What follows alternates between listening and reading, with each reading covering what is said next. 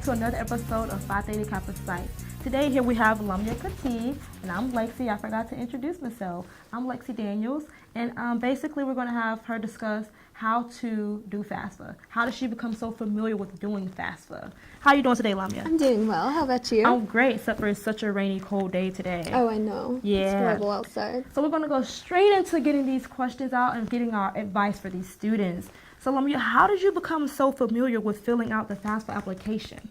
Okay, well, the first thing I will say is I am a first-generation college student. Oh, yeah. And I became so familiar with it because when I started filling it out, it was a learning process. I had to get my parents' help, me there.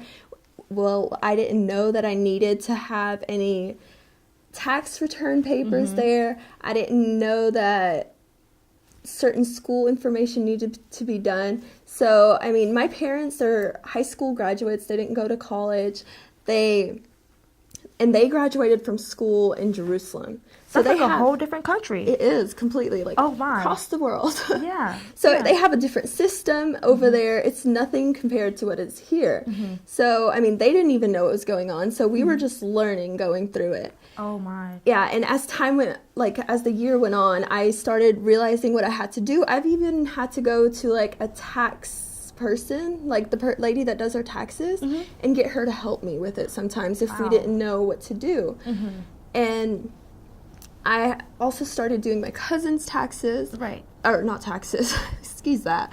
But I started doing my cousin's FAFSA, right. So getting his tax returns and stuff like that from his family, and doing my sister's too while going through it. So that's how I've learned so much. I've had different... plenty experiences, yeah, basically. I've practiced with Correct. So you're basically the leader of filling out FAFSA in your family. Yes, because so we can call you the big boss. Yeah. Pretty much. Yeah. With me filling out mine, I wanted to be there for them when they filled it out. So they can pass their knowledge on. Because I didn't have anyone at the time. Yeah. So are you the big sister of everybody, the big cousin and sister?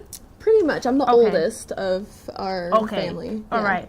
So basically, when filling out your FAFSA application and filling out your family and helping everybody, have you ever ran across a problem where you needed different resources besides yourself? Yes, I have came across a problem with my sister. Yes. See, when I was filling out her FAFSA application,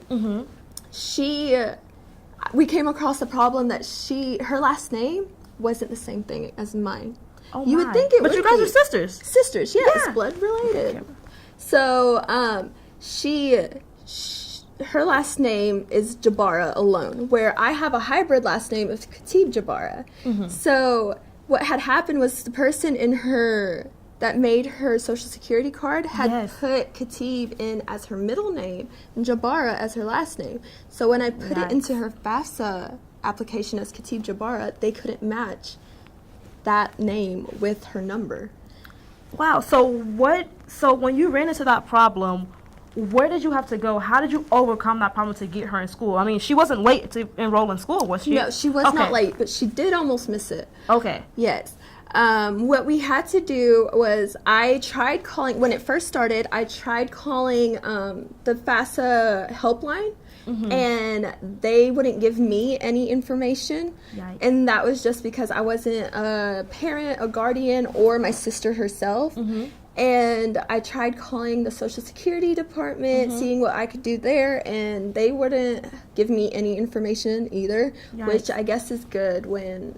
Right. Yeah, so your personal information isn't getting out, but I mean, I was trying to fix something, and it was no help at all. Right. So my mom ended up going to the Social Security office, and she was like, look, my daughter's trying to fill out her sister's FAFSA, and it's not working. It's saying her number doesn't match her name. Correct. So what's the problem? So they looked at it, and they looked at mine and the rest of my siblings' cards and my sister's, and they realized that somebody in the Social Security office has put one of her last names in her middle name and Jabara as her last name.